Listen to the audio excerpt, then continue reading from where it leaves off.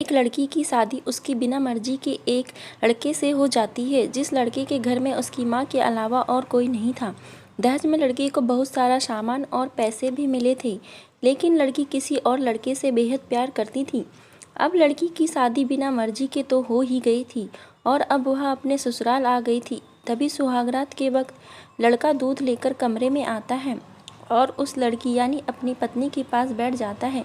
तभी उसकी पत्नी गुस्से में अपने पति से कहती है, क्या तुम मुझे अकेला छोड़ सकते हो? उसकी ये बात सुनकर उसका पति बहुत दुखी होता है, लेकिन फिर भी वह खुशी खुशी ये कहता है, नहीं तुम आराम करो, मैं तो सिर्फ तुम्हारे लिए दूध लेकर आया था।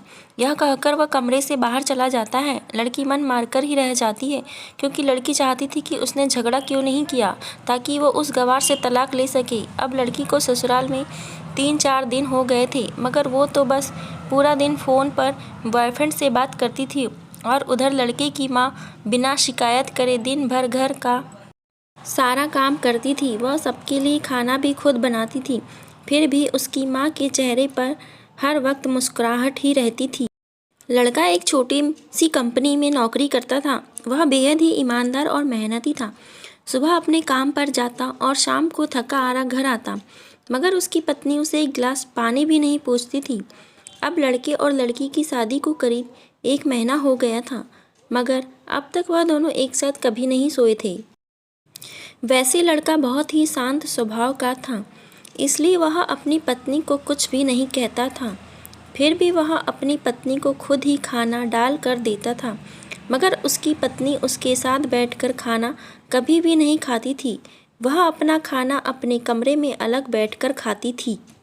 लड़की को दहेज में एक स्कूटी भी मिली थी। लड़का जैसे ही अपने काम पर निकल जाता, उसके आधे घंटे के बाद ही लड़की भी अपनी स्कूटी लेकर अपने बॉयफ्रेंड से मिलने चली जाती थी और लड़के के आने से पहले ही वो अपने ससुराल वापस आ जाती थी। एक दिन लड़के की काम की छुट्टी थी और वह घर पर ही था, तो लड़की ने अच्छे भले खाने को भी गंदा कह के अपनी सासू माँ को उल्टा सीधा कहकर खाने को फेंक देती है। ये सब देखकर लड़के को बहुत ही गुस्सा आता है और वह गुस्से गुस्से में अपनी पत्नी पर हाथ उठा देता है, मगर उसकी माँ फिर भी अपने बेटे को ही डांटती है। इधर लड़की को झगड़े का एक बहाना ही चाहिए था, जो कि उसे मिल गया था। तभी वो बिना बोले अपनी स्कूटी लेकर अपने बॉयफ्रेंड के पास चली जाती है और अपने बॉयफ्रेंड के पास जाकर कहती है कि अब एक पल भी मुझे उस घर में नहीं रहना। आज उस गवार ने मुझ पर हाथ उठाकर अच्छा नहीं किया।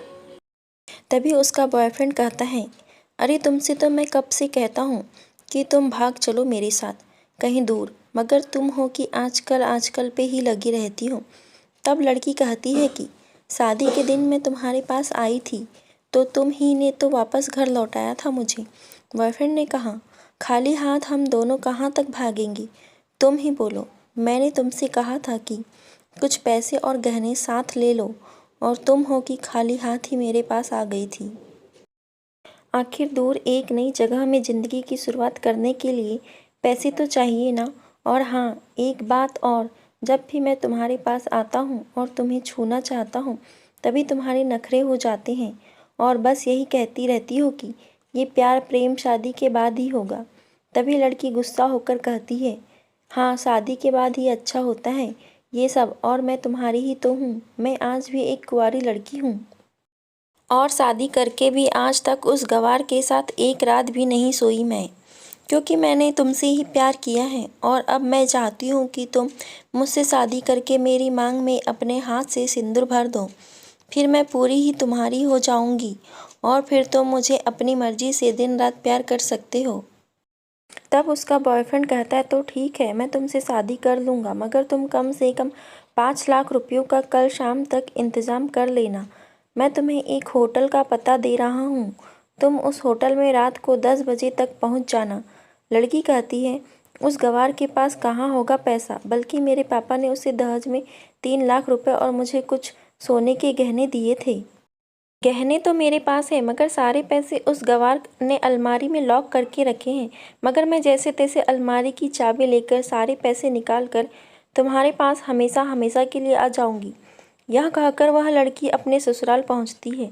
लड़की ससुराल पहुंचकर अपने पति और सास से लड़ाई करती है और वो उन पर खूब चिल्लाती है, मगर अफसोस वो अकेली ही चिल्लाती रहती है। उसका पति और उसकी सास बिल्कुल शांत रहते हैं। तभी लड़की अपने कमरे में चले जाती है और अचानक उसके बॉयफ्रेंड का लड़की के फ़ोन पर मैसेज आता है कि अब कब आ रही हो पैसे लेकर। लड़की मैसेज का जवाब देती है, सब्र करो, मैं वक्त पर आ जाऊंगी। तब उसका पति दरवाज़ा खटखटाता है और अपनी पत्नी से कहता है कि खाना खा लो। तभी पत्नी कहती है, मैं खाना तभी खाऊंगी, पहले मुझे अलमारी की चाबी दे दो।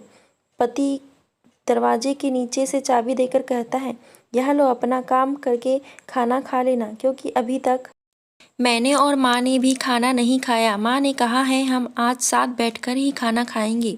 लड़की कहती है, माँ और तुम खाना खा लो, मैं बाहर से खाना खाकर आई हूँ। यह सुनकर लड़का चला जाता है। तभी लड़की जल्दी से चाबी को उठाकर अलमारी खोलती है। अलमारी खोलकर वह उसमें क्या देखती है कि उसमें दहेज के पूरे पैसे 3 लाख और गहने तो रखे ही थे, बल्कि उसमें एक डायरी भी रखी थी।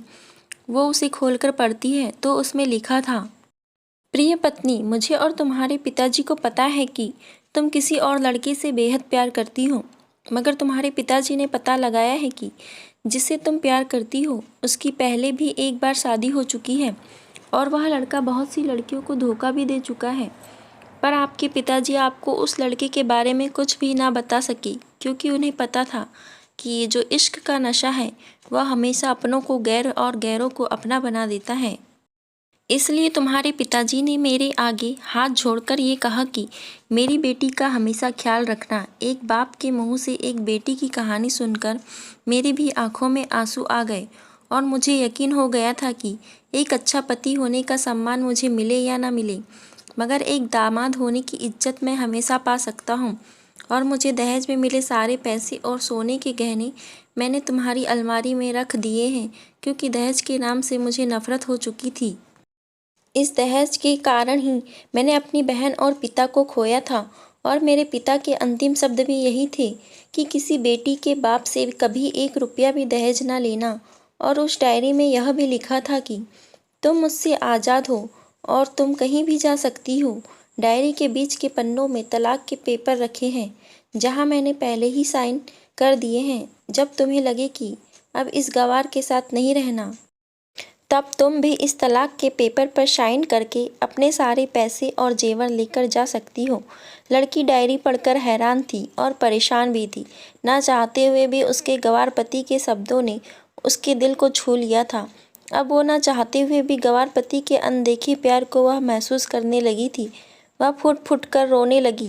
डायरी में आगे लिखा था कि मैंने तुम्हें इसलिए मारा क्योंकि आपने माँ को गाली दी, और जो बेटा खुद के आगे अपनी माँ की बेइज्जती होते सहन कर ले, फिर वह बेटा ही कैसा। इसलिए मुझे माफ़ कर देना, क्योंकि मेरे लिए माँ का दर्जा सबसे बड़ा है और आपको मैं दुल्हन बनाकर अपना हमसफ़र बनाने लाया हूँ, आपसे ज़बरदस्ती करने नहीं।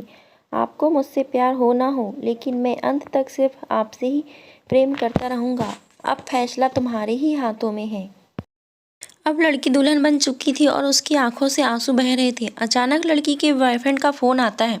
तभी गुस्से में लड़की अपने फ़ोन को स्विच ऑफ करके फ़ोन का सिम कार्ड तोड़ देती है।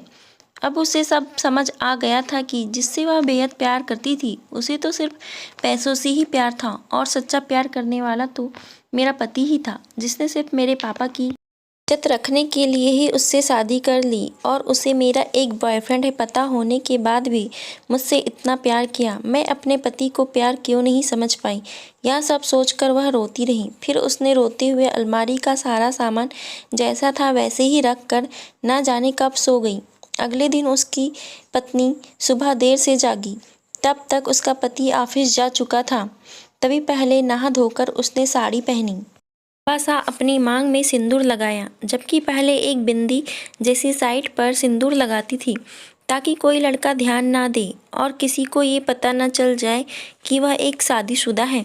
मगर आज तो 10 किलोमीटर से भी दिखाई दे ऐसी लंबी और गाढ़ी सिंदूर लगाई थी। फिर उसने अपना मंगलसूत्र पहना और किचन में जाकर सासू माँ को ज़बरदस्ती कमरे में आराम करने देती है और खुद अकेली सब का खाना बनाती है। पहले सासू माँ को खाना खिलाती है और फिर अपने पति को फ़ोन करके उसके ऑफिस का पता पूछती है।